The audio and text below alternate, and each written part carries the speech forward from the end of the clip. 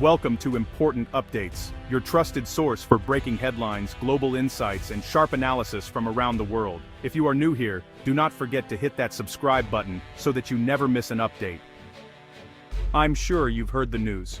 The arrival of the new year has brought with it a fresh wave of tension in the West Philippine Sea, a region already fraught with long-standing disputes and simmering rivalries. Philippine authorities have reported a dramatic and sudden increase in the number of Chinese vessels operating within what they consider their maritime territory, raising alarm bells across the nation. In the opening weeks of 2026, a total of 41 Chinese ships were detected in these contested waters, more than double the number observed just a month earlier, marking one of the most significant surges in recent years.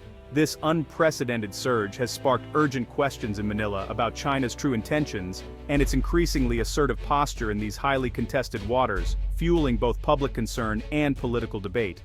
Philippine officials have been tracking a steady and deliberate climb in Chinese ship presence since late last year, suggesting a calculated strategy by Beijing to gradually establish dominance and test the resolve of its neighbors.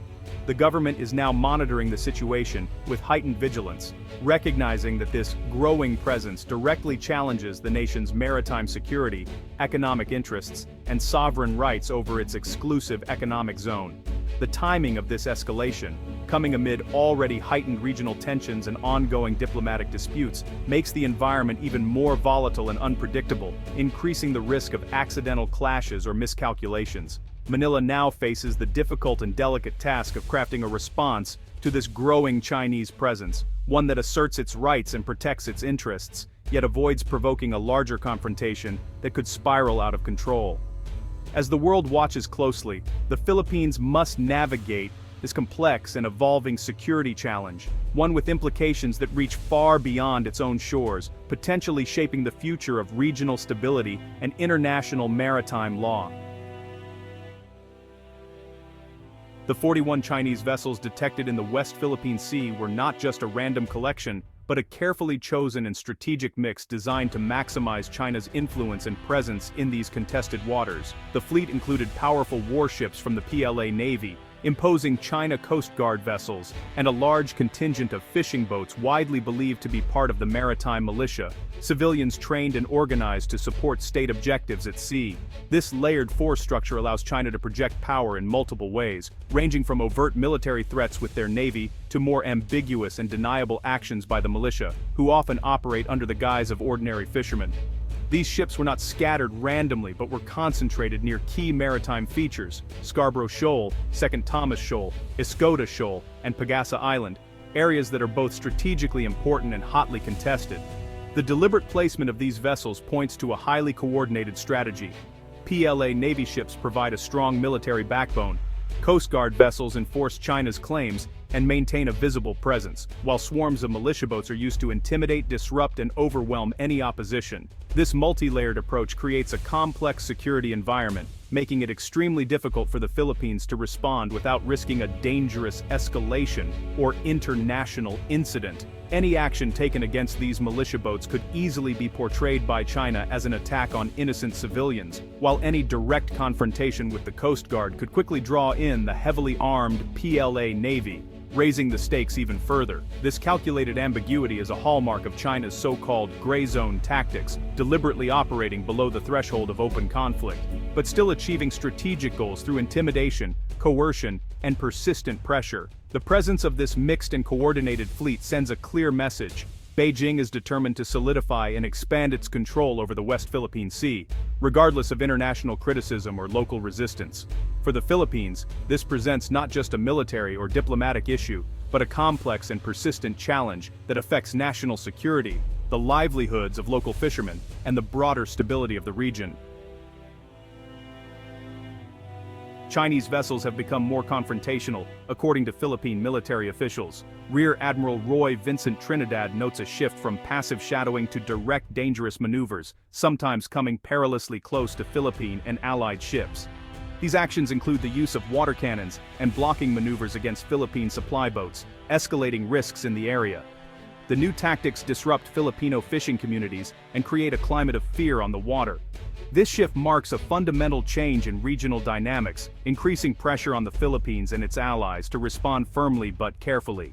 Each aggressive move tests the resolve of Manila and its partners, raising the risk of miscalculation. The environment is now more unpredictable than ever, demanding constant vigilance. The stakes for regional stability have never been higher. In response, the Philippines has intensified its maritime patrols and strengthened coordination between the Navy and Coast Guard. Patrol schedules have increased, with more frequent aerial surveillance and sea patrols to assert a visible Philippine presence. These efforts send a clear message. The Philippines will not be intimidated and will defend its exclusive economic zone. Enhanced patrols also help document illegal activities, providing evidence for diplomatic and legal action. This proactive stance is vital for protecting Filipino fishermen and upholding national sovereignty. Assertive transparency, publicizing Chinese actions, rallies domestic and international support.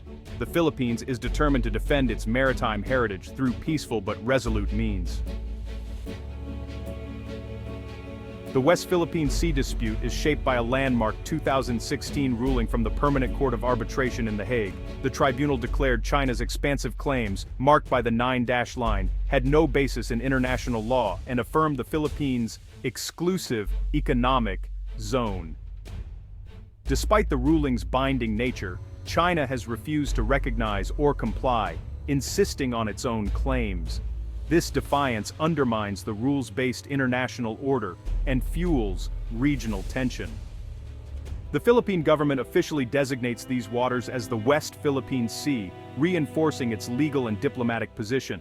The conflict is not just about territory, it's a test of whether international law can restrain powerful nations. The Philippines' insistence on the ruling is a stand for legal equality among nations. China's continued rejection complicates any path to peaceful resolution.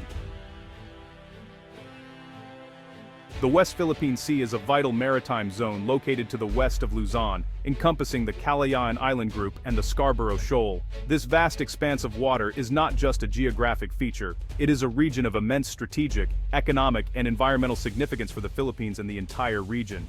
These waters are renowned for their rich fish stocks, providing livelihoods for thousands of Filipino fishermen. Beyond fisheries, the area is also believed to hold vast, untapped reserves of oil and natural gas beneath its seabed, making it a potential energy powerhouse for the country's future.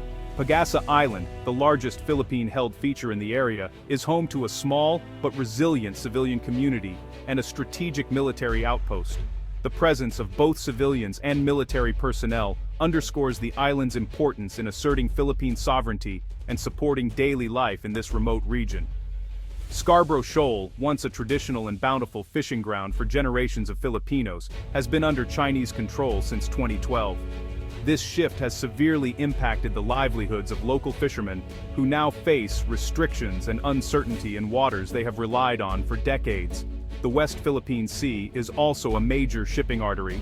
About 1/3 of global maritime trade passes through these waters every year.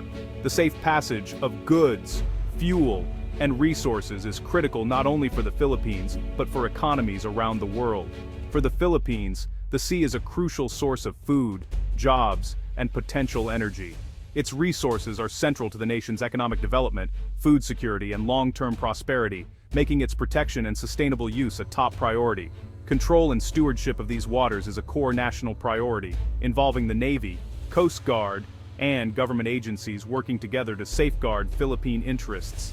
The ongoing dispute over the West Philippine Sea affects every aspect of Philippine life, from national security and economic stability to the daily lives of ordinary citizens and future generations. The stakes are high, driving the Philippines to invest heavily in both defense and diplomacy. The nation's future, security, and prosperity are closely tied to the fate of these contested waters.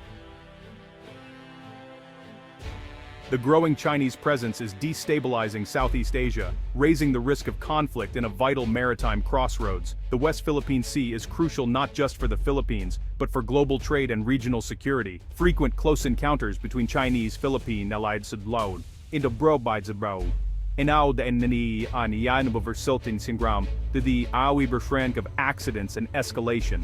The Philippines' mutual defense treaty with the US and the interests of other powers like Japan and Australia add complexity.